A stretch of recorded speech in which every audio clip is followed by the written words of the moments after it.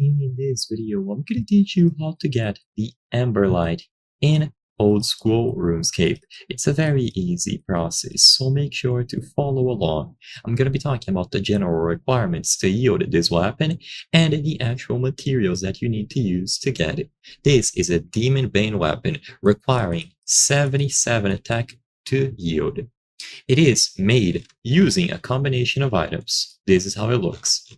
You will need to use, or rather combine, a Tormented Synapse on an anvil with an Arc Light.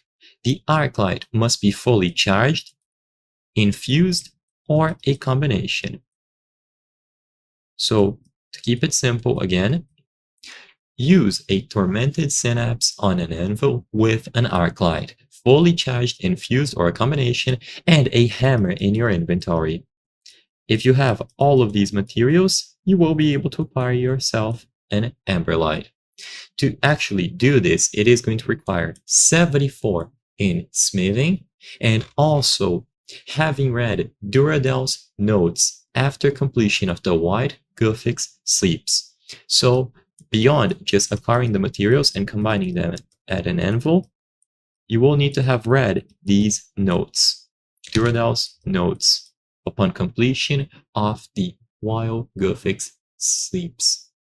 Arclight infusion and charges can be combined to reach the requirement for upgrading, with each percent of the infusion being worth 100 charges.